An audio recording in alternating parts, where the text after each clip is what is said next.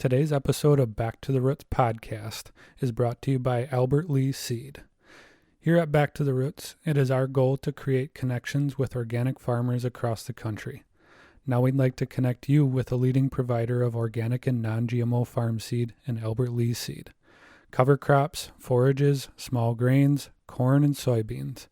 Albert Lee Seed is helping organic and transitioning farmers diversify their crop rotations and create healthy herds, healthy soil, and healthy humans.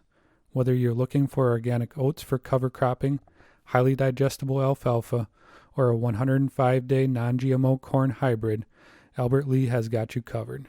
In fact, they were the first farm seed company in the industry to offer guaranteed levels of non-GMO purity in their Viking corn and soybean line. Check out their website at www.alseed.com to see their farm seed lineup or to request a catalog. And thank you to Albert Lee Seed. Our second sponsor for this episode is Natural Way Minerals.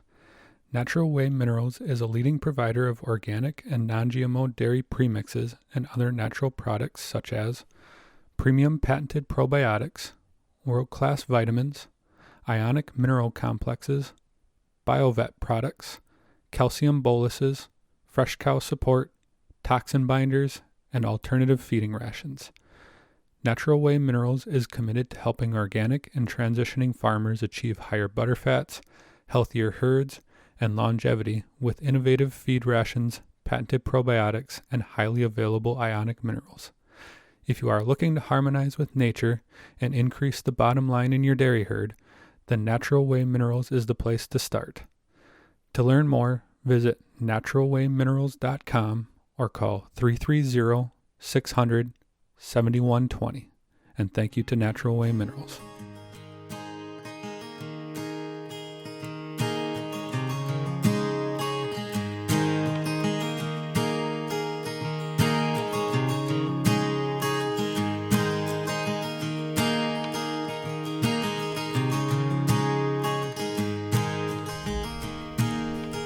You're listening to Back to the Roots podcast. I'm Mike Klein along with Brian Wood, and today we are joined by Jake Fehr, Mike Barnes, and Hans Maibach. Jake Fehr is one of the founders of Natural Way Minerals. Mike Barnes is a nutritionist, a dairy nutritionist that works for Natural Way Minerals, and Hans Maibach is their marketing director. So thank you guys so much for joining us today. Jake, can you just give us a brief overview of what Natural Way Minerals is and kind of a little bit of a background about how you got into the business? Okay. Thanks for having us on, I guess. So I'm one of the founders. We started 10 years ago. Our goal is to help the family farm. We see a need in the family farm. Mm-hmm. So what we're doing is we're trying to collaborate with whoever we can help bring the family farms, make them profitable again. And that's why we went to Mike Barnes, because he's a nutritionist and he likes to try to do things the natural way. Mm-hmm. And Hans would be in the same boat. So that's the gist of where we're headed to. Another one of the founders would be in Clare, Michigan, which is Dave Slaybaugh. So he's the one that manufactures the product for us, which is a naturally mined mineral instead of a rock-based mineral. It's never been in a rock form. So that's some of the stuff that we do. Mm-hmm. So what was the drive behind, we're losing family farms and most of the focus has gone to high production, high number, big dairy. What is the drive that drove Natural Way to focus primarily on small family farms? Well, if we don't help the small family farm, there's a lot of people going to be hurting. I mean, that's just the gist of it. And where we're located at, there's a lot of farms around that are losing out, and we just see a need for help and the quality we can get. We love the quality of the milk from a small family farm. There's just so much stuff that's good for a small farm versus you go to the big farms that they lose out on. The smaller farm is also recognized as our motto, harmonizing with nature, they can do a better job at it because they pay attention to detail. On a small farm, they have not lost that, and they just, the farms that we deal with pay attention.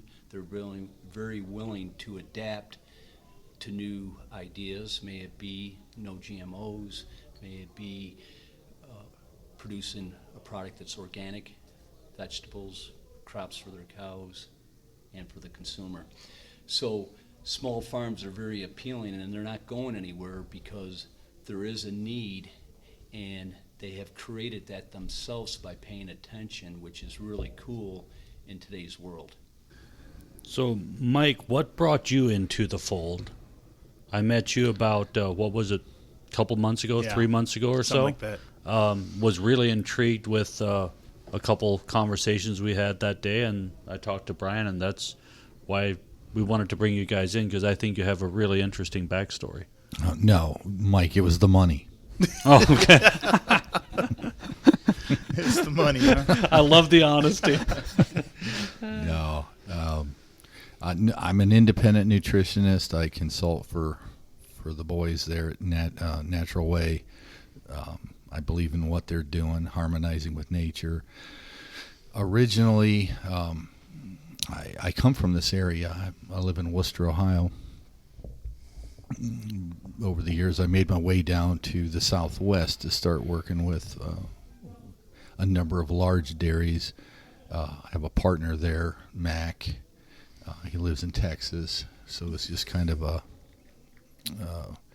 place for me to get started. And I've been working. So I was minding my own business, just talking with cows, not many people. It was good. Except for my wife, I do like to talk to her. Hi, honey.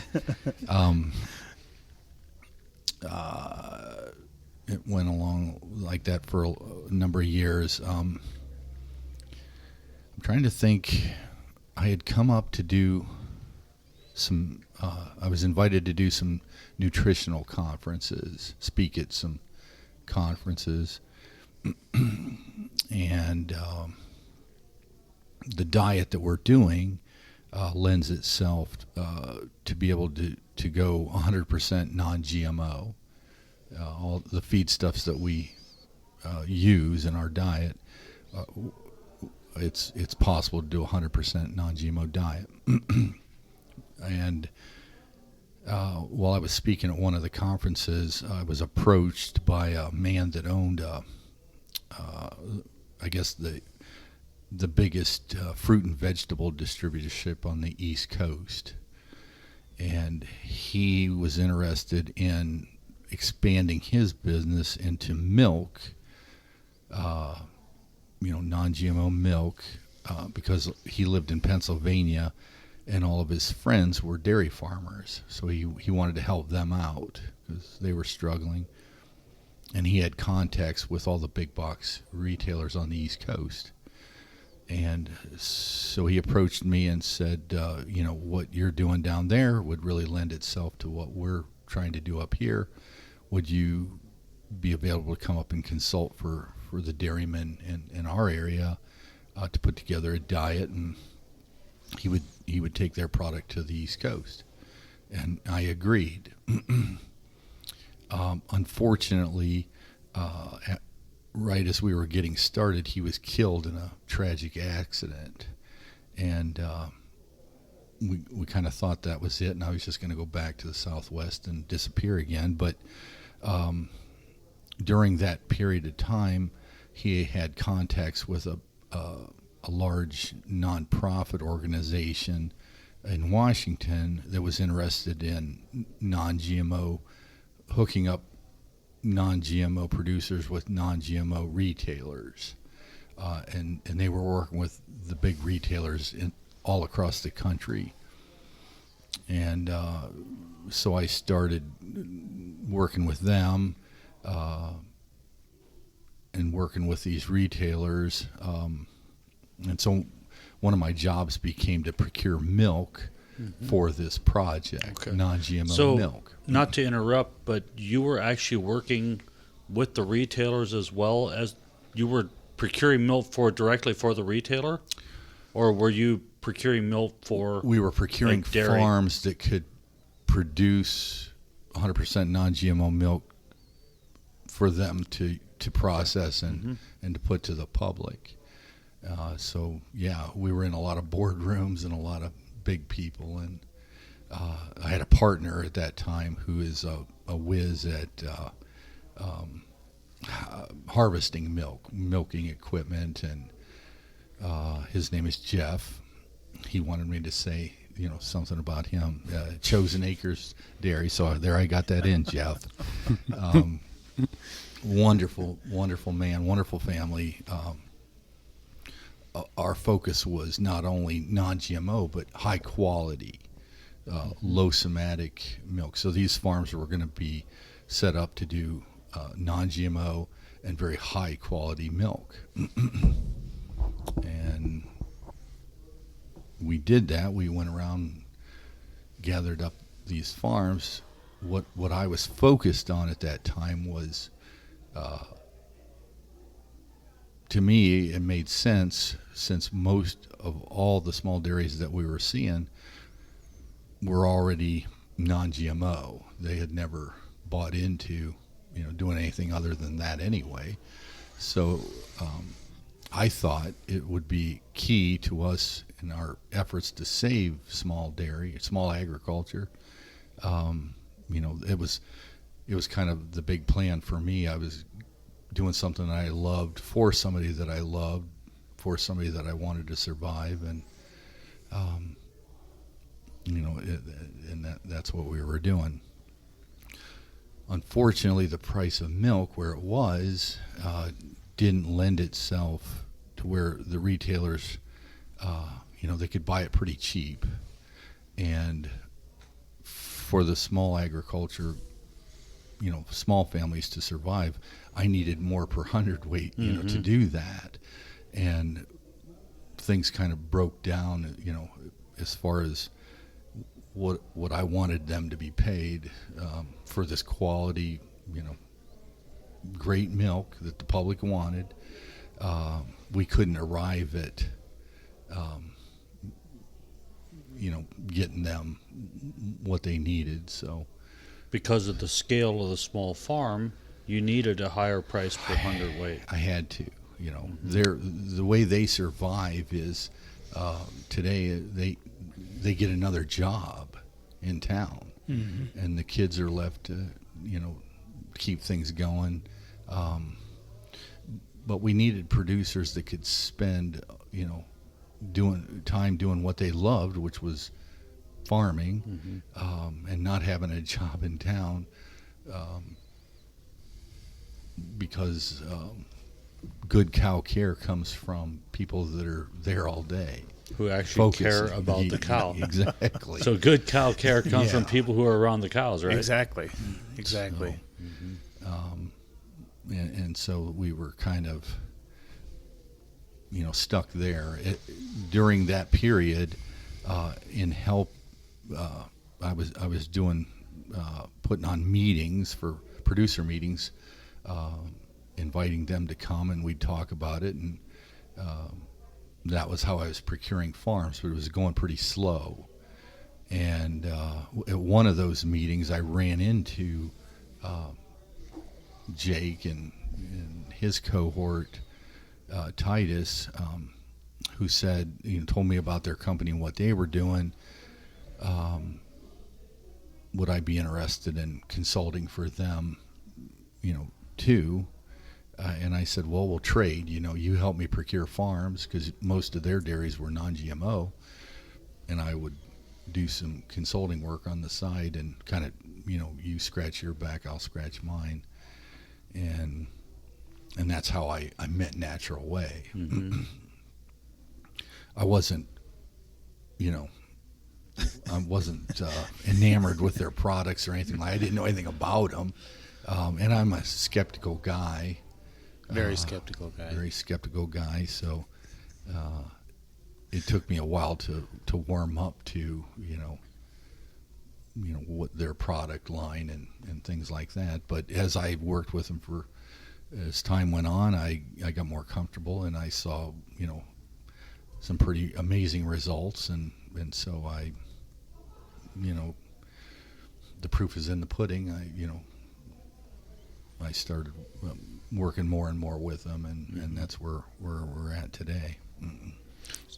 So back to the non-GMO, you said that getting a premium that was viable to keep farmers in business wasn't really possible. Was this, I can't remember if you said what year was this before this non-GMO thing really hit the tracks, or was this in the middle of it? Because right now the non-GMO thing seems to be highly publicized, lots of money behind it. There's a seal, there's a certification and everything. Mm-hmm. And the premium seems to be there for some farmers. All right. Well, you didn't want to talk about politics, but it kind of gets involved here. To answer your question, Brian, it was right in the time leading up to the last election. So the public was pretty gung-ho on non-GMO at that time. It was a buzzword, that you saw on television and radio. Yeah. Mm-hmm. And so I was going with the flow, the popularity. Then the election kind of took focus off of, the non-GMO realm, although I still totally believe in non-GMO or organics. You mentioned certification. At that time, I was focused on 100% non-GMO because that's what the public wanted, and the certification then changed to where 100% wasn't needed. You can feed some non-GMO. Am I going to get us sued here? No. Well, okay. I don't know. I mean, if they want to sue us, well, good luck. We don't have anything. Well, all of a They sudden, could take our microphones. Yeah. There's $400 of equipment here, people. Yeah. So all of a sudden, the certification was changed where you could allow 5% of each ingredient that goes into a diet can be GMO. And it's still called non-GMO? And it still passed for non-GMO. Well, So the threshold was really high on non-GMO or GMO contamination in feedstuffs. yeah. So there was a buffer that was allowed. 5%. Well, no, Or- it was less than that. I forget Okay. what it was. Could be in. That was acceptable to me because we live in a world that I Right. know is contaminated, and I'm a realist. Mm-hmm. But no, the certification was raised from just the buffer to 5% of each ingredient. And if you do that, you can feed quite a bit of GMO to a cow and still not. Well, that didn't go over well with me, okay, because I can do it 100%. And I was trying to save the small guy who were 100%. And what happened was that allowed, I make my living working with large dairies too, so it allowed larger dairies to. Well, and I know there was an issue. Well, a couple things there. I know there was an issue right when the non-GMO thing came, that you could feed genetically modified ingredients, but the cow was considered non-GMO, so the milk was considered non-GMO. Yeah, she was like, I called her a magic coffee filter. Yeah. And of course, I never believed that, but what goes in comes out. And and then I don't want to come off like I'm a tree-hugging moralist here, but I've got grandchildren. I'm 60 years old. I'm closer to the exit than I am the entrance, and I want to kind of leave, something behind. And Well, and not that's only good that, food for my grandchildren is what I want to leave, Brian. I mean, I agree, and not only that, for the people, the consumers, but also, I work with a feed mill in Indiana, and they feed it's an organic feed mill, but they work with a company that feeds both non-GMO chickens and organic chickens. And when they made the switch they were feeding some conventional chickens, and they made the switch to go from conventional to 100% non-GMO. And they said the difference in the health of the chickens was absolutely phenomenal. They saw like a 40% increase in laying productivity, and I can't remember the exact numbers, but overall animal health was significantly increased, and they just were totally sold on sticking with 100% non-GMO. And then they saw another bump when they went to organic too. Mm-hmm. Yeah, so since 1995, I've been battling GMOs early on in my career. So when I started, we were feeding completely. There was no GMOs. It was mom and pop hybrid companies all over the U.S. I was friends with 100, people that were growing their own hybrids and selling them, and it was kind of fun in the summer. You had test plots, but in the mid 90s, ethanol came. With ethanol came ethanol corn. I call it ethanol corn because that's what it was designed to do. Feed the ethanol plant. So that pit the ethanol industry against the farmer as far as who was going to get the corn. Well, ethanol was subsidized at the time, so that left little or none on the table for the farmer. But what he did, he had to pay, more for. So we didn't start off very well when on the right foot when GMO started. Of course, they said there's no difference, and I'd ask them, well, then why do I have to put a $4,000 kernel processor on the chopper? I didn't used to do that, Then cows started getting, like you said, not producing as well. Illnesses started, coming out that we had never seen before, hemorrhagic bowel syndrome, things like that. The animal health product industry was born. We didn't have that before. So what you're saying right now I find really intriguing, because you're a nutritionist, so you weren't anti-GMO or pro-GMO when it first came out because nobody knew anything about it. Is that kind of the take? You were skeptical, but you saw a difference in the animals that you were the nutritionist for. Is that correct? Oh, immediately. See, at first we didn't know. We were caught up in the wash of convenience. The producers that I worked for, who I depended on for a living, they made the switch. They made the decision. I'm going to go away from the mom and pop hybrids. I'm going to go with the GMO because it's convenient, one pass spray. And I, who was I to say don't, but within a year, we started seeing a different cow. Yeah. Really? Yeah. And that was feed that they were raising themselves for the most part? Yep. So the only thing that changed was the seed and the spraying. Right. And back then you didn't know. You just knew. See, they wanted, the whole idea at first was to make the kernel heavier. So to do that, you made it harder. They can get more kernels on a rail car to go to the ethanol plant, so it was more efficient. And the problem was nobody asked the cow, if that was going to be okay. What happened to the digestibility of that corn? Oh, it went down. Went to gravel. Yeah, so all of a sudden we were feeding less energy to the cow, and maladies started coming from that is the first observation. We were feeding just as much corn, but not really, because it wasn't digestible as it was from the mom and pop hybrids.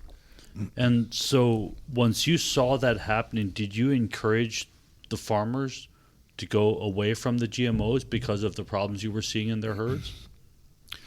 At first, all of us in the nutrition end of the business, we suffered because the cows started not doing very well. So we got blamed. So for that. it was your fault. It was my fault for a while until we scrambled. Isn't it always the nutritionist's fault when things go sideways on a dairy herd? Well, it is. It is. And so we had to deal with that. And then there were things that came up like new mycotoxins, aflatoxins, which were born from, and I should let your audience know, I'm not a PhD in anything. I'm not I got my training from 30 years of standing ankle deep in cow crap. I'm just a. But sometimes that is the best degree. Well, all of a sudden, stubble didn't deteriorate in the field like it did. It would, it wouldn't break down. It wouldn't, So, Mike, everything lays dormant, correct? He said he wasn't going to talk. But anyways, everything lays dormant every time you get a wetting period of 24 to 48 hours. A triangle goes up, releases another triangle, and it goes down, and this just keeps piling and piling and piling. So you have bad bacteria being released, born, more spores, funguses and such, and the only way that you can really get rid of it is the way that we like how the smaller farm does it. He goes out there, and 90% of the time he turns the ground over. When they turn the ground over, it cuts the oxygen off, and it kills all the bad stuff there. And that's what's happened in today's world is no one's preparing the ground properly either. So that's why you get the stacking of any crops that we grow. And is it, Mike, I want to ask you, so does it have to do with the soil biology being dead and the field essentially being a parking lot for the plant, and everything that the seed ever needs is just dumped on it within 2 inches of it? So there's no biology, so it's not breaking down. Is that what's happening, or is the GMO plant itself harder to break down? Okay, man, that's a great question, and I've spent since 1995. I've been researching this. There had to be a difference in going from non-GMO to GMO, because we saw that in animal performance, but we didn't know whether it was the plant itself or if it was the spray that was applied to the plant. Now, if you read research today, that's still kind of foggy for me to say that the plant is the culprit. There's nothing out there research-wise that's going to bear that out. I know it because I've been out there for so long, that it's part of it, in my opinion. And I'm a grain of sand on the beach when it comes to opinions. I'm a very small part of this. But at the same time, you can't ignore the fact that the life in the soil started to deteriorate. Worms started leaving. Bugs, the microbes in the soil that do what they do, break down. But that's that not kind of. We saw more dead soil, I think. Then compaction came because there was no life, no air. Soil. And then we had to deal with that. Mm-hmm. But I think we also have anhydrous, which is not going to help soil compaction the last time I checked. Last time I checked, that was used to make runways in Vietnam. And there's some veterans right on the other side of the wall we could ask them.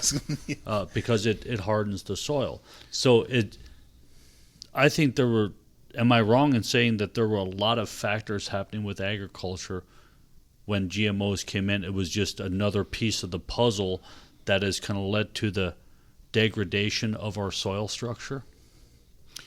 Exactly. So if you go back to the late 70s, President Nixon voted in a Secretary of Ag. His name was Earl Butz. And Earl Butz was a proponent of get big or get out. Mm-hmm. And so while all this is going on, I got people from the extension on the same dairies that I'm having trouble out, bringing out reams of paper, trying to figure out how to talk these people into expansion. And so now if you were on board with Earl, expansion was the key, more efficient agriculture. And so now we were putting more animals on the same land base, not getting rid of them newer like we were. It was more concentrated, and that lent itself to more potassium. That lent itself to milk fever, and now we had more to deal with. So there's a real tumultuous time. Mm-hmm. And as a young nutritionist, you saddled a lot of this yourself. You blamed yourself. You weren't helping. You weren't solving. But we just didn't know what we were up against. Mm-hmm. So it's what a guy told me in Pennsylvania last month. I was out there, and he said an old guy comes over to him and told him that the live bugs that were in the field, now what we did was we go and we spray it and we kill the bugs, because the bugs are supposed to eat the garbage, right? All the stuff that we put out there to help make better soil. Mm-hmm. So we go out there and we spray that, so we kill all the bugs so that we can eat the garbage. Interesting point there. Can't argue with them. Mm-hmm. Yeah. Because if you're hardening the soil, yeah, the worms are leaving. Mm-hmm. All the good stuff is leaving. So then the word cull rate was introduced. Before, cows just hung around pretty much until you could walk them onto a truck, but their useful life was cut dramatically from multiple lactations to 2. Mm-hmm. And the producer then was introduced to the cull rate, and it became an accepted practice. It was just the cost of doing business. Mm-hmm. was shortening the working life of the animal. And is that what drove up the replacement heifer price? Yeah. Because in the early 2000s, you could make a really good living raising replacement heifers mm-hmm. before sex semen came into play. Mm-hmm. Yep. But did the BST and the bovine growth hormones, did that have something to do with the cull rate being accepted? Man, your podcast is really bear the truth. We are sitting on the edge of this knife. I've never said this stuff out loud. I've always thought it in my head. I wanted to unload it someday. Well, I would tell my wife. I still get challenged to this day when I'm out speaking about cull rate. I'll have people stand up and well, that's because we have sex semen. We're keeping the farm efficient by bringing in the young stock and getting rid of the old. But see, it's the other way around. We came up with sex semen because we couldn't trust God's roll of the dice. We couldn't wait for enough heifers. It was a 50-50 proposition to begin with. And the truth be told, sex semen came because we couldn't keep these, as expansion continued, we couldn't keep the farm stocked if we were just going to leave it up to God. Well, and like you said, a 50-50, there's going to be some years where it's 25 heifers and 75 bull calves. Yeah. And at the margins that these guys are running, that could put a farm under. Oh, Brian, I got blamed, when we had too many bull calves. There must be something wrong with the ration. Yeah, it was nothing but, gosh, looking back at it, my life was really bad.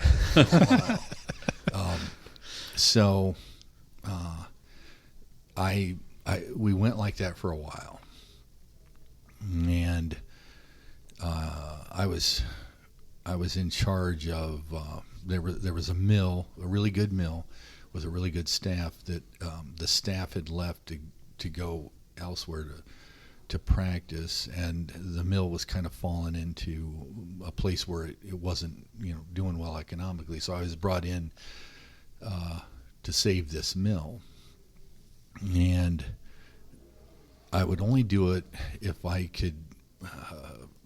If they gave me the permission to find a nutritionist out in the world somewhere who I thought could do a better job than I was doing.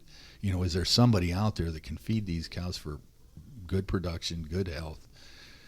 And they gave their blessing, and there was this guy, Mac, who became my partner down in Texas. And so I went down there, just to ride with him and see what he was doing different.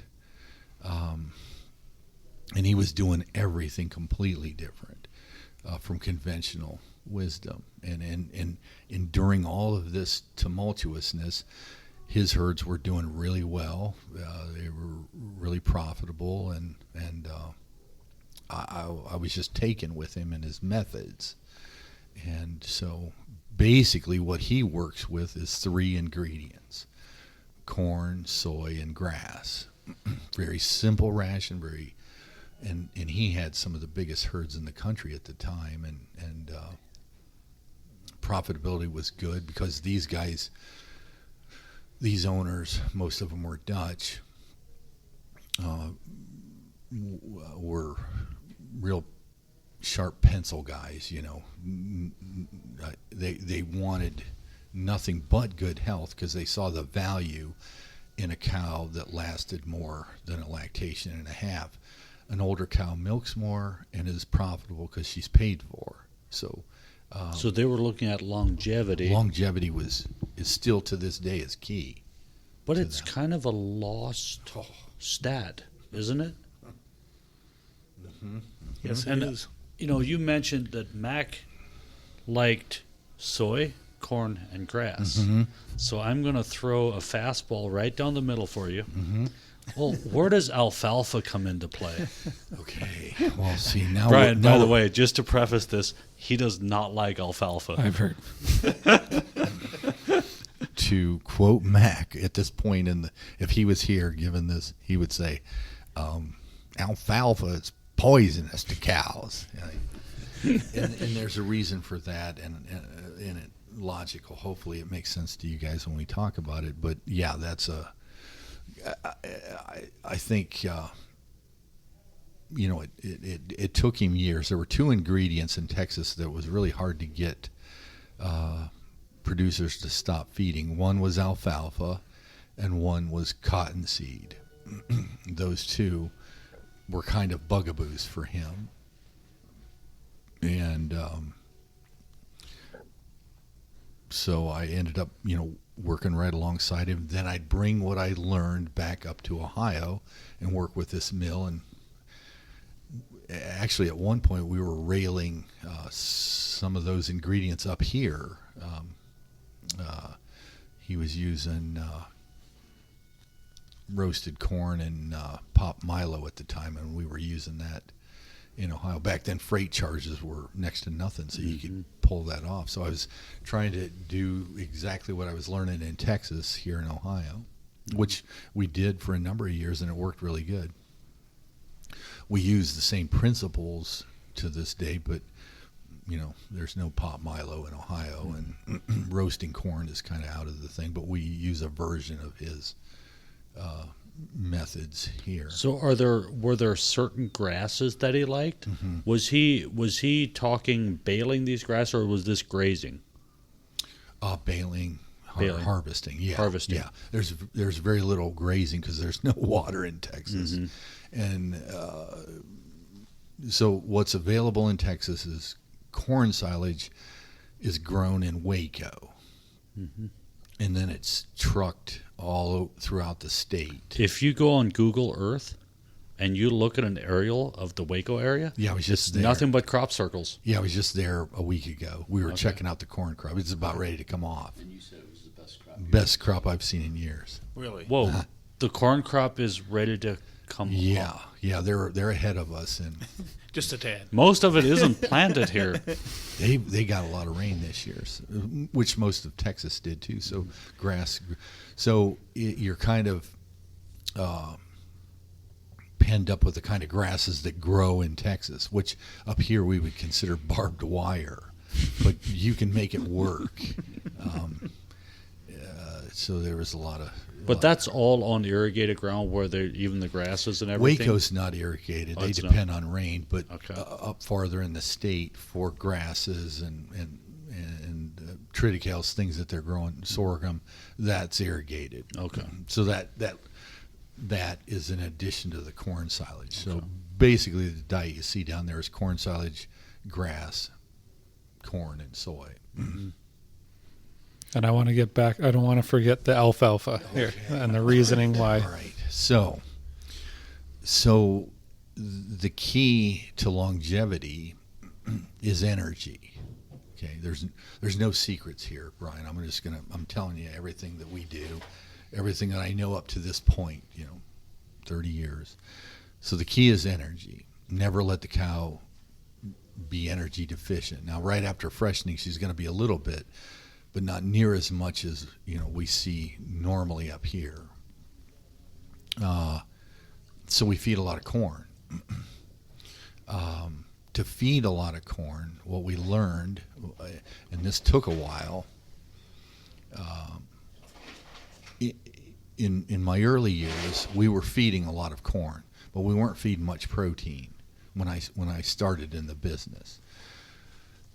As time went on and we had a drought and soy became really expensive, feed companies started using alternative proteins, urea being a big one.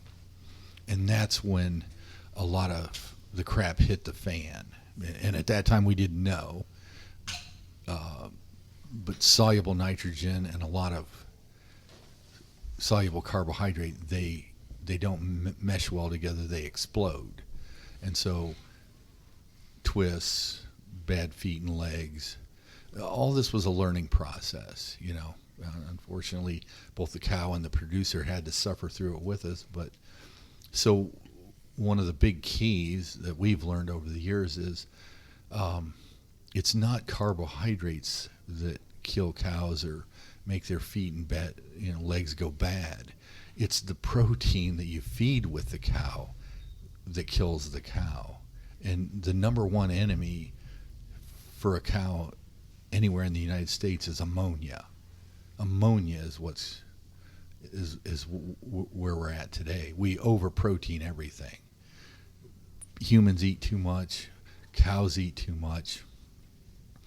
And so when protein, and you got to remember the basis in which we sell protein today, we use what's called the crude protein basis. Okay, so crude protein includes all of the nitrogen compounds within a feed stuff, the good and the bad.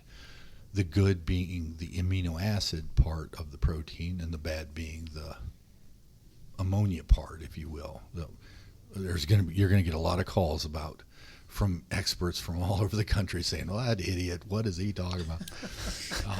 I'm breaking this down to my level, the level I understand. So I'm oversimplifying. That's where we need to be too. Okay, well, Third graders here. So what we learned was that if you controlled the quantity and the quality of the protein that you feed with this diet, you control everything. You can control health, butterfat, reproduction, if you're wise about the kind of protein you're feeding. Now, remember, the industry at that time and pretty much to this day, they make their money on the sale of protein, as does the human side. If you get a box of cereal, if you get a box of crackers, it'll say, "Wow, so many grams of protein. Everybody's protein this, protein that." The truth of it is it's killing us, because once protein gets into you, it has to be dealt with. Now, if we're talking about cows, the bacteria take and want the good part. They want the amino acids. Okay, a cow doesn't live on crude protein. A cow lives on amino acids, just like we do. There's 9 essential amino acids. All right, learned that in young age. Didn't understand it, but now I do. Histidine, lysine. We hear a lot about methionine and lysine. There's actually more to it than that. But anyway, the bugs want the good. They take in the amino acids and give that to the cow. The ammonia part, or when it comes into the cow, it's soluble nitrogen. When the bugs get done with it, it's ammonia. That has to be evacuated right away, or it'll kill the cow. The cow knows this. The bugs know that. And so rumen microbes is, to evacuate the ammonia from a cow takes a tremendous amount of energy to get it. It's processed in the liver, and then after it becomes ammonia, it's evacuated through the kidneys. That trait takes a tremendous amount of energy for the cow to do. So the more pressure you put on the cow by feeding her more bad protein, the more it affects her health, because energy is needed for immune systems and everything else she does. And so you don't want to really take away any more than you have to. So over the years, we learned how to refine feeding more amino acids and less ammonia, I guess is what, the earth-shattering secret is out now. And so you, at different points in your career, when you figure kind of some things out, you look for the expert. At that time, and to this day, I just talked to him yesterday, Charles Schwab, I call him the godfather of amino acid balance. Nobody listened to that guy he's been doing it for 50 years, and they probably only have listened to him in the last 5. But it was key, talking to him, figuring out what a cow needed and what it didn't need. We were able to refine how we fed protein. We kept feeding corn as much as we can, because energy is always the limiting factor in the health of the cow. You can always trace lack of energy back to whatever's ailing her. Okay, so when we talk about energy requirements in a cow, so to burn off the nitrogen or the ammonia takes a lot of energy. So if you feed less protein, does your energy requirement for the cow go down? The energy requirement for the cow never changes. That's the beauty of the animal. God invented this. I know we're not supposed to talk about religion, but you can hardly talk about cows and not include God a little. She's a pretty magnificent beast. I'd have one in my living room if my wife would allow it, but not much on cats. But I love cows. So I want to ask one question before we go that direction. I'm wondering if you found it was a double whammy. We talked about that the soil health was being depleted by GMOs, and part of the reason was because you're killing soil bacteria. Now you're limiting the amount of bacteria you're introducing to the cow's rumen, and then you're feeding them a high protein diet, and they're limited on rumen microbes. So it's just, it builds on itself. Did you see that? Yeah, we saw that. And I forgot I have to talk to you about the alfalfa. So alfalfa today is a lot different from what it was when I started. Alfalfa back then was a big stalk with little leaves, and it was pretty, and cows did well on it. It was good. It was good for them. But we pushed genetics to get more milk, because you can get a lot of milk flow from feeding a lot of the bad protein. You can jazz the bugs into eating the ammonia and giving a lot. So it was, producers want milk. I'm a nutritionist. I want milk too, but not at the expense of the cow. So as alfalfa genetics changed, and where we're at today is huge leaves with a little tiny twig in the middle, just to hold them up. And so alfalfa brings a lot of that kind of protein that doesn't mix well with carbohydrates. We can feed some, and if it's dry, we can feed, some. But, grass fits the bill. It brings fiber that the cow still needs. Got to chew, got to get butter fat. But it didn't bring that overload of soluble nitrogen. And that's why grass fit the Southwest really good, because you could tell the guy, well, you don't need to bring that really expensive alfalfa hay down from Colorado anymore. We'll just do this with the grass, a little soy, and we'll get as much milk as anybody gets in the country, but we're going to do it in a way where the cow lasts a little longer. So is our region here conducive to the grass that's growing here? You can do it without alfalfa? Well, one of the first producer meetings that we did in Pennsylvania when I came up, was in Pennsylvania, and we were standing in the middle. Were you with me? Oh, no, it wasn't. Oh, there had to be 30 producers. We were all standing in the middle of this lush alfalfa field. And they really didn't know me, and I didn't really know them. And they were all, I was in the middle, and they were circled all around me. And one of them says, "What's the first thing that you would change here?" I said, "Well, I'd plow this under." Of course, that didn't go over really good, and it's been a struggle ever since. But it's amazing on how I've seen now in the Northeast how guys are getting away from alfalfa and going to grass. It started from the West because of the lack of water and alfalfa needing so much and needing so much care. You see a lot of grass. You see a lot of alfalfa acreage going away, and you see a lot of grass and more corn silage. So, yeah, you see a lot of grass in this area because of the grazing. You just can't graze straight on alfalfa. So there's a lot of grasses in the mix here, with probably, I would say the average is 40% to 50% legume in the mixes here at the top end. What's so cool about grass is that natural bugs, or if a farm is feeding microbials, they can adhere to that grass so much better than they can alfalfa, because it's flat and the ends are broken and the sides get broke. And there's millions of tiny little shoots that go out that they live around. Rhizomes or whatever they call them. I'm not an agronomist. I don't want to.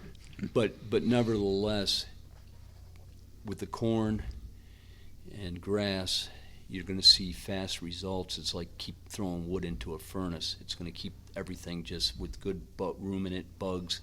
It's just going to digest everything a lot more to the good. Mm-hmm. So the question is always, well, how do I continue to get 80, 90, 100 pounds of milk out of a cow if you've switched me off of alfalfa that's 26, 27% protein to a grass that's 14 or 16?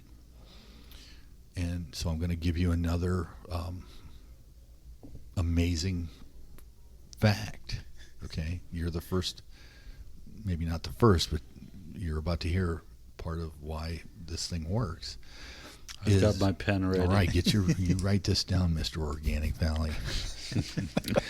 This is why. This is what you all of a sudden you start to use the cow for herself.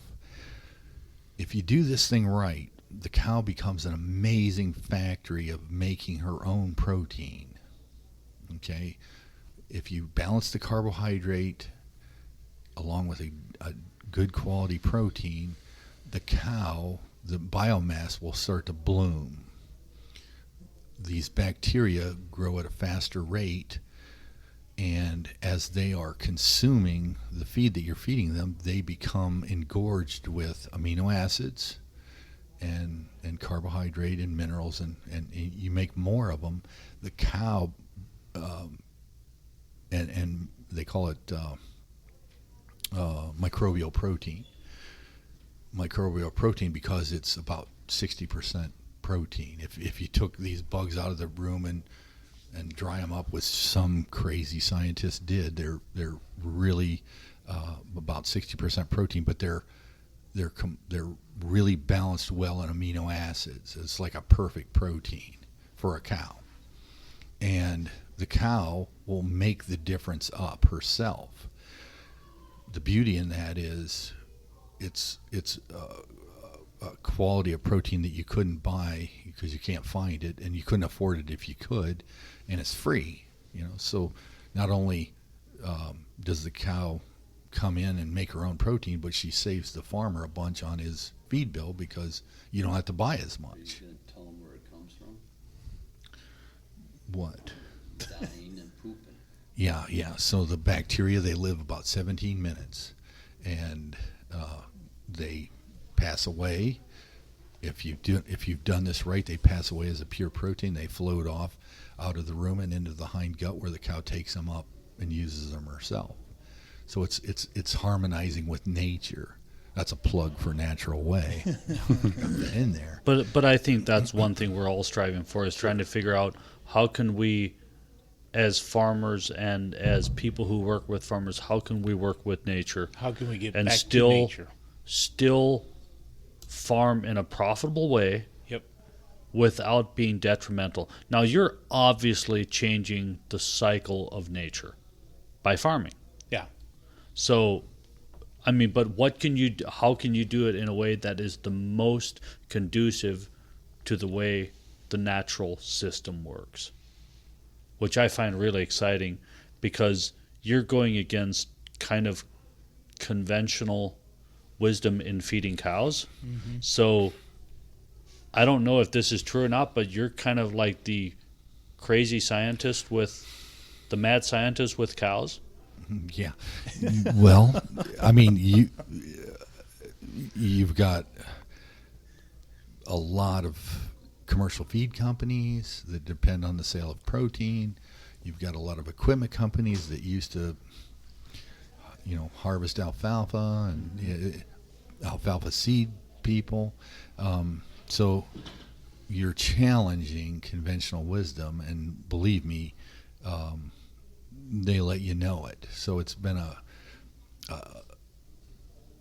a good career, but it's not been an easy career. You have to really stick to what you believe in, no matter what. Mm-hmm. A real trying time was in 2009. When did the price of corn go up to $8? 13 or 14? Yep, 12, 13, so. 14, yep. All right, so here's where you get tested. What is that saying?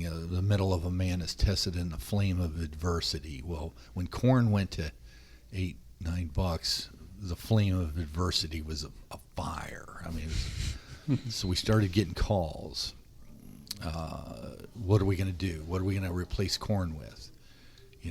So, well, you can't replace corn. There's no form of energy on Earth known to man that's easier and more efficient to be processed by the rumen bacteria than corn. It doesn't exist. There is no replacement. There are other starch sources, but they're not as good because they don't have the amino acid qualities of corn, and they burn faster. So you can't control fermentation. You'll go back to making the cow sick again. So producers were calling to see what we were going to do about the price of that ration, and we had to tell them, listen, you got the best ration that I had the day that I met you. I don't have another one, and I would be kind of embarrassed if I could pull out my pencil and say to you now that we can do it a cheaper way. Why didn't I do that when I met you?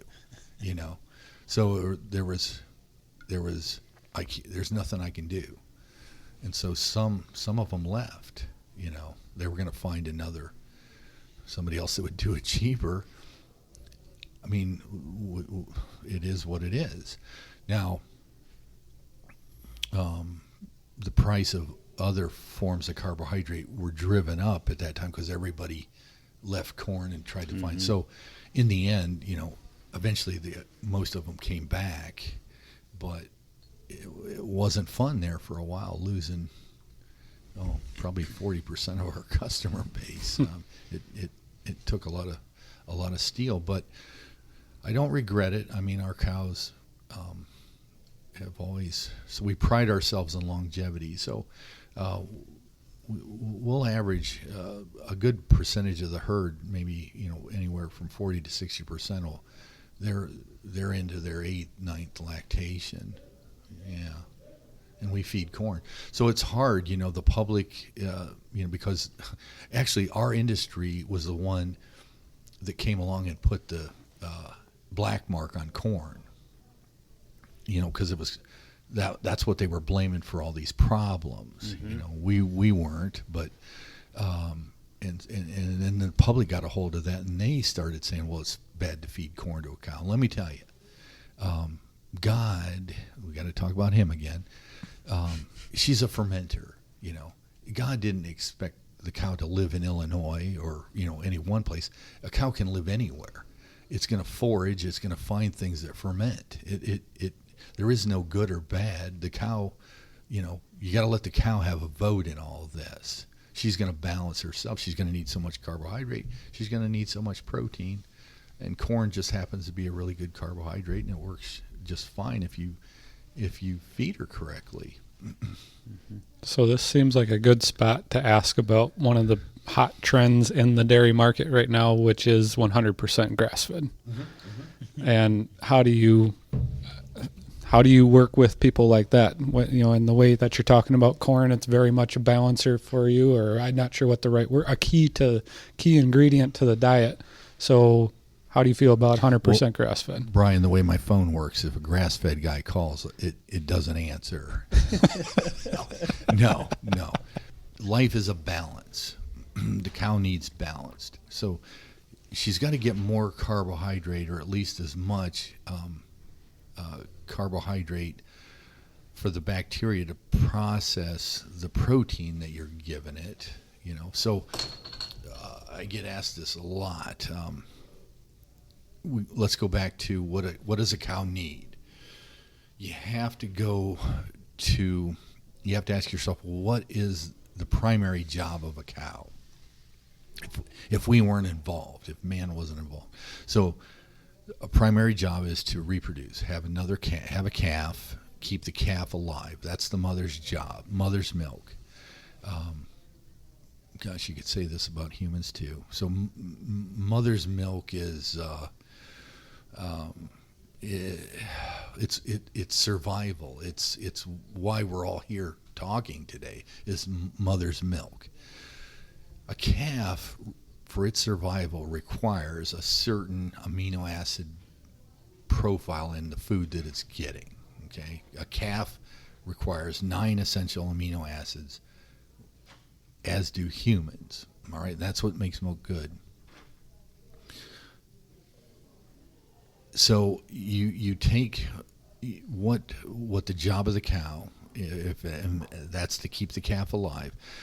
The cow is designed, again, by God, that the formula in the milk is never going to change, because the cow's job never changes. Got to keep the calf alive.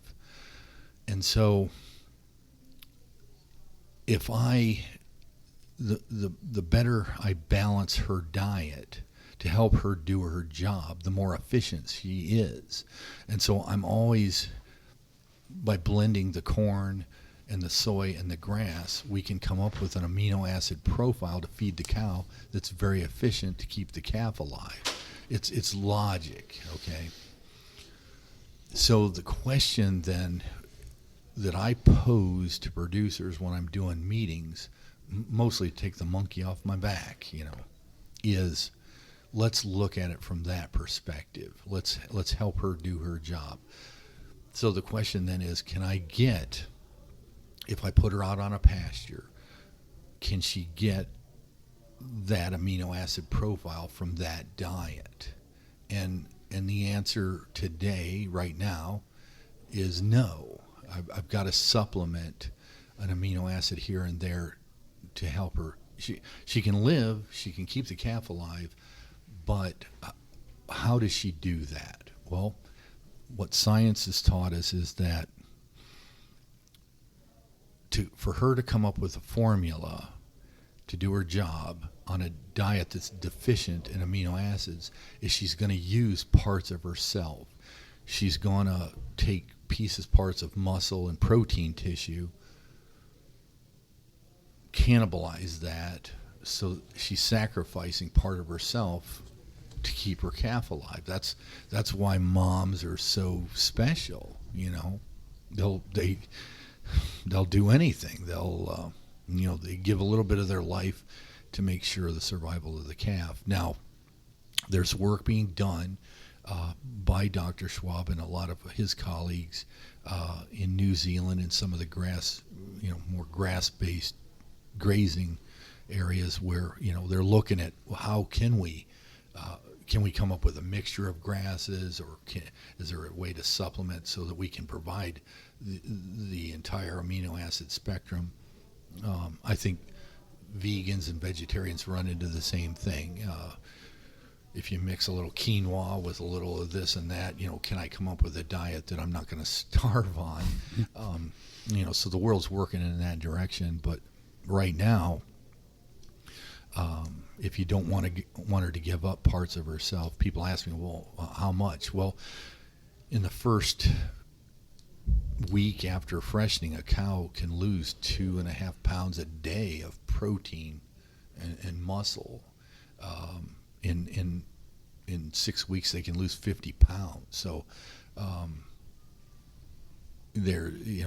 we're always looking for how can we get the cow to perform at her best, stay the healthiest, keep the calf alive without using too much of herself.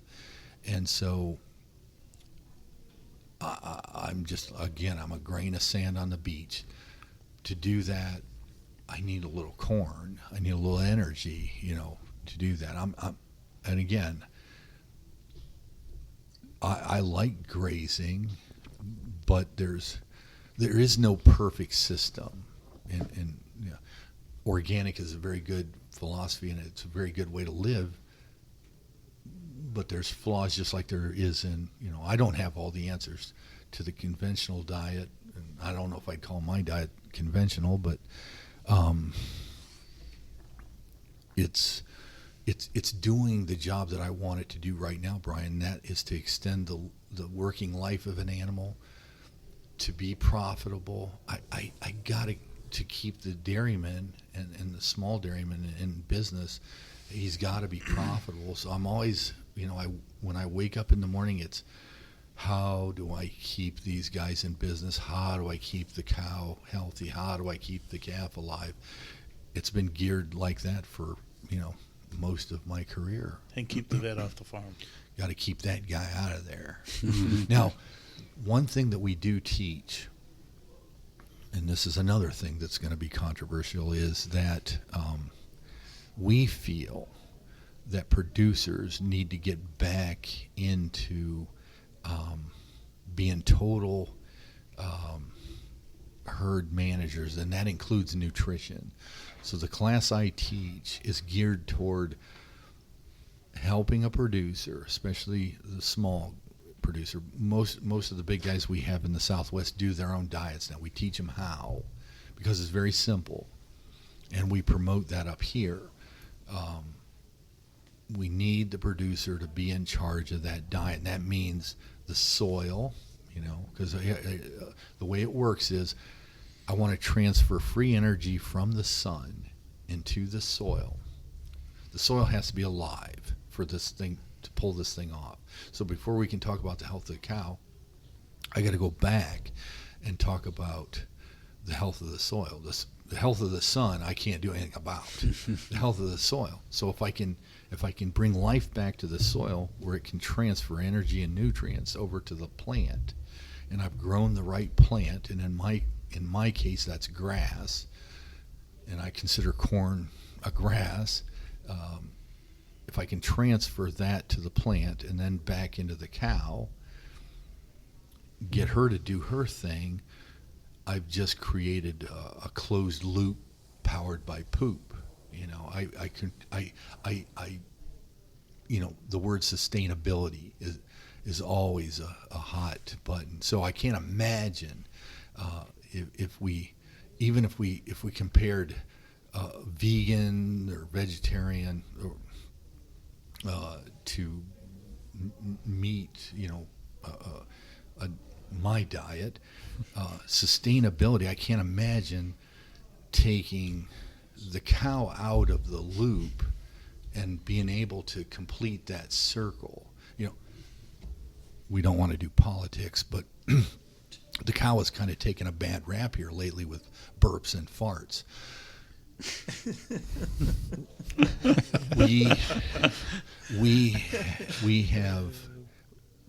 we have gotten the system so efficient that the manure from our dairies will not generate enough methane to generate electricity.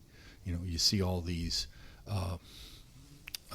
biodomes and digesters.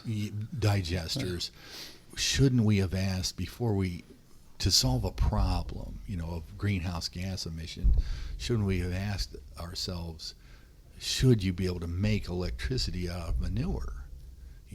You should not. Because you're it essentially... should be just organic matter, not a lot of waste, that the cow had to. And so we've even had dairies that were turned down. The manure was turned away from digesters at universities because they couldn't generate electricity out of it. Why is that? Well, since the waste of ammonia or methane is low, because we fed the cow's running efficiently. Yeah, so what that showed us was you can keep the carbon in the cow and then put it right back in the dirt. And I think that would help a lot of politicians if they knew that, changing the diet a little bit instead of, going off the deep end and trying to get rid of cows. Mm-hmm. One thing that always bothers me is when they consider animal manure a waste product, especially in the organic world that Brian and I work in, and you guys as well. Like, that's your fertilizer. Exactly. And when you have I'm just going to use a small farm as an example because it probably happens more with the small farms, is there's that closed loop. Manure goes on the land, all the feed is raised, run through the cows, goes back on the land. The only thing leaving the farm is the milk. So what you have to buy in for soil amendments is essentially what's leaving the farm in the milk. Well said. Your calcium, your micronutrients, things like that. Yep. But with an animal in the system, if you don't have that animal in that closed loop system, you've got to replace that with something. And I just think the small farm is such a beautiful picture of what agriculture should be. Exactly. I mean, I think she's vital to the loop. We look at her as she's like a problem or something that has to be solved. Actually, she should be looked at the opposite. She's a vital part of the loop to put carbon back in the soil. I mean, what animal can take grass and turn it into meat, milk, and leather and return the carbon back to the soil? And that's, to me, that's sustainability, that, to its truest form. Sustainability has so been, that word has kind of been bastardized. Yeah, I was trying to find a nicer way to put it, but I've seen billboards with sustainability on it, And I'm not going to say who was promoting it, but the word sustainability, I'm like, you're the definition of non-sustainable. But that word has kind of lost its value. So it's frustrating to me. So when I look at these small farms, like that to me is sustainable. You know, self-sufficient, small farm, closed loop system, buying in whatever is leaving the farm, you have to replace. If you don't replace your soil with what's leaving the farm, you're slowly mining your farm. Yeah. So that's where it all starts. And we're not listening to people. We think we are, but we're not. What I mean by that is that the millennials, what is that proper to say? They're really asking, but they're asking in a different tone, in a different way, and we're not listening. They want everything that we're talking about right now. We've done a bad job in agriculture as far as getting the message out there. And what makes this group so unique that's sitting at this table tonight is because you don't find very often where you have a group of people that are interested in the same thing and believe in it, and we've been working for it, but we at this table have also done a bad job on getting the message out there. The message isn't so much to the farmer, it's more so to the public. And that's one of the things that we're trying to bring, and I'm really thankful that Organic Valley has taken the opportunity to talk with us back when we did, Mike, a couple months ago. It's really opened the doors for a lot of opportunities. We're going to have a meeting in December we're going to invite a lot of people. You're a part of that, and to educate. But when I say educate, not so much the farmer. I believe we have the farmers behind us who we're reaching out to right now, but getting the message out there to everybody else that doesn't want to really hear this because they're thinking of themselves. A lot of cows paying the bills, a lot of ground. The generation today wants to hear from the farms that we're working with, and that's the end of the subject in a nutshell. We just got to do a better job. I agree. Yes. Because we're the farms that we generally work with, at least here in Ohio and Michigan, where Brian's from, every farmer's on the hamster wheel. Okay? They're hungry too. Yeah. But we're not on the Earl Butts, which I believe that was an actual quote, get big or get out, right? It was, yes. Okay. And my dad quotes that because let's just say Dad is not a fan of Earl Butts, which is putting it either very is Maibach. mildly. So let's talk about butterfat. Oh yes, Yeah. because we're running out of time because we have We'll do it quick. plans later, but it doesn't have to be quick. But I do want to talk about butterfat. So just to preface this conversation about it is now that the industry has changed. You saw the value, if you go back to 2004, you saw the value of butterfat in milk at, what was that, 20 to 24%. And now it's up to 65% of the value of 100 pounds of milk. So is the way you're feeding cows now different than 04? And what are you, as that has changed, how has your diet changed to try to increase the butterfat? Okay, so components have always been a big part. Even back in the 90s when we started, we wanted components. They weren't as popular. And then as years went by, protein got real popular, so we had to do. It helped us in our search for how to feed protein, and that's where we kind of got good at that. But going to what Hans says, if we listen to the millennials, and I have 4 of them, and I have to listen. And I want to help your organization because you're out to help, small agriculture, and so I think we can all benefit if given the ability. And I work with some of your producers, and there's enough leeway in there for us all to be able to partake. I'm allowed to feed carbohydrate. I'm allowed to feed, the cow, in my opinion, the right way, working with your organization. So, that being said, the key to butterfat. See, everybody thinks it's all about the fiber, and the truth of the matter is, butterfat is a result of compromise, where I want to make a mat, I want the cow to chew, I want her to make acetic acid and where she gets her butterfat.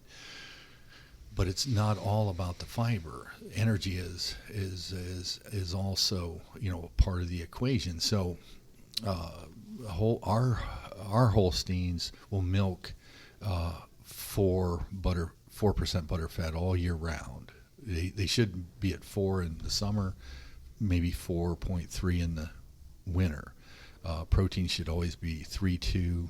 You'll see that in the summer, 3, 4, 5 in the winter. Okay, that's and the way we do that is we give them enough grass to make a mat, to chew, to keep the rumen healthy. But it's the energy that we're allowed to feed, with you guys, that keeps us in where you don't see these.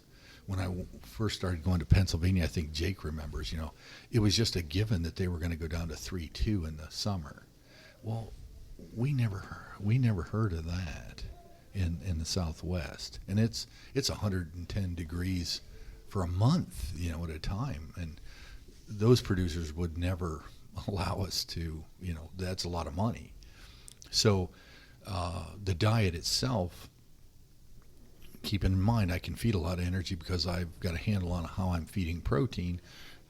It makes more bacteria that get synthesized, eventually in the rumen, those acids. I'm making more acetic, where I can keep my butterfats high. So that's it. It's all about instead of man's rules imposed on cows, it's all about compromise. It's not about just tossing her out in a pasture, underneath a windmill and happy cow. She's not. You're pushing her when you're feeding a lot of protein and very little carbohydrate. That's pushing the cow. You're pushing her. Guys will say, "Well, I won't feed grain because that pushes them." It's not that. Everything is a balance. You have to maintain the balance.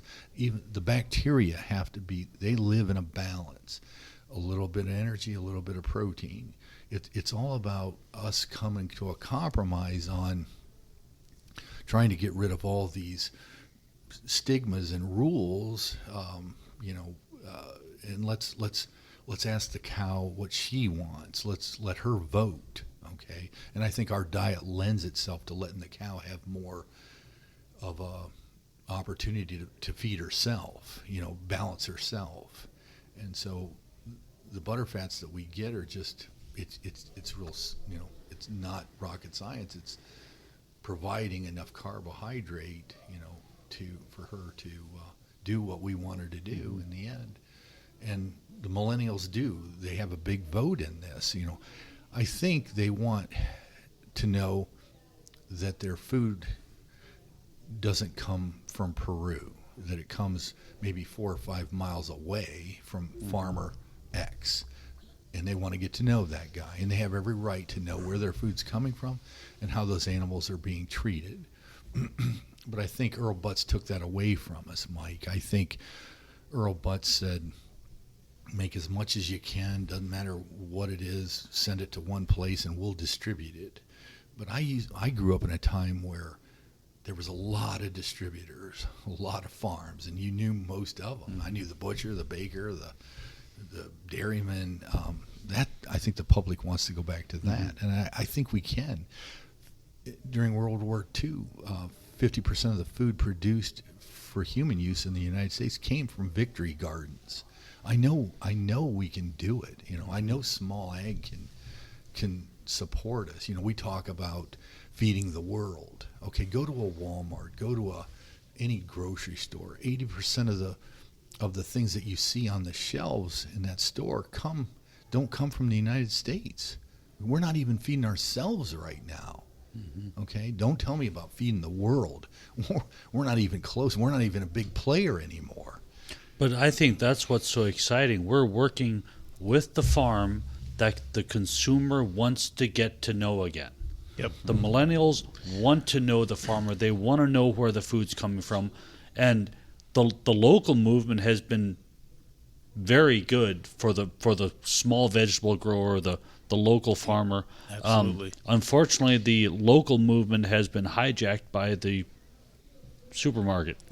Because how many farmers markets are actually owned by, I'm not going to say the brand of the store, but there's a lot in Ohio that are owned by a supermarket chain because it's local.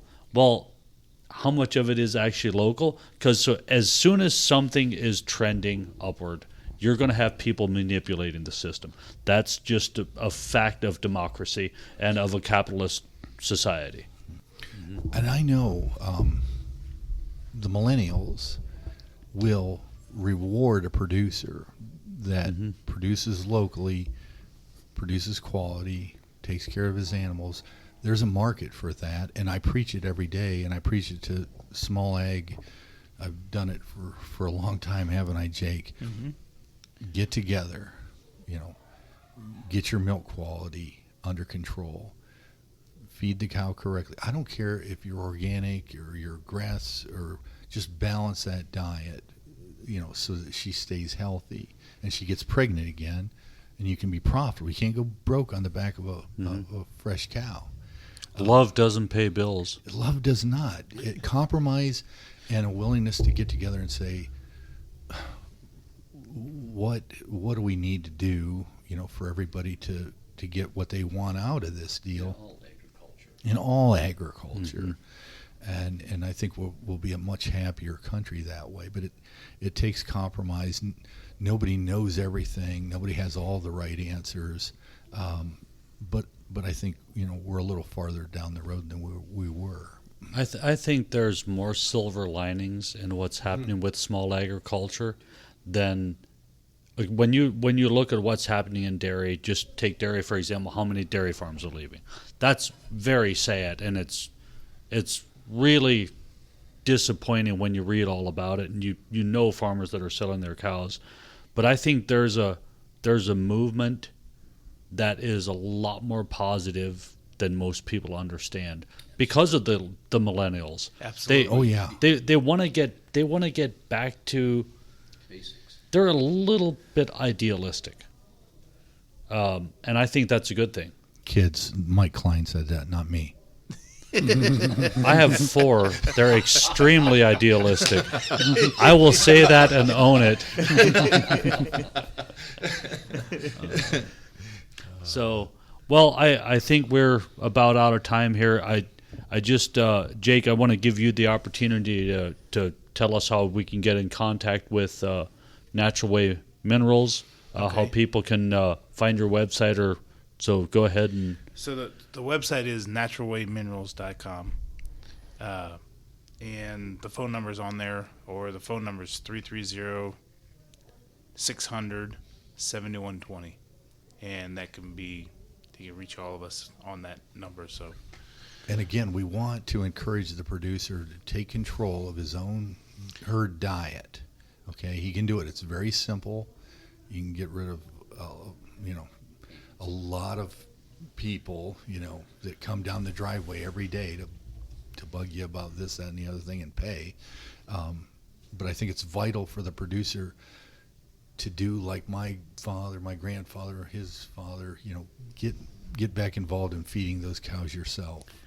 So what Mike Barnes is talking about is his goal is to teach the farmer how to be his own nutritionist. He doesn't want to do nutritional work his whole life. He wants to teach the farmer how to do it so they understand it and they can pass it on to their children.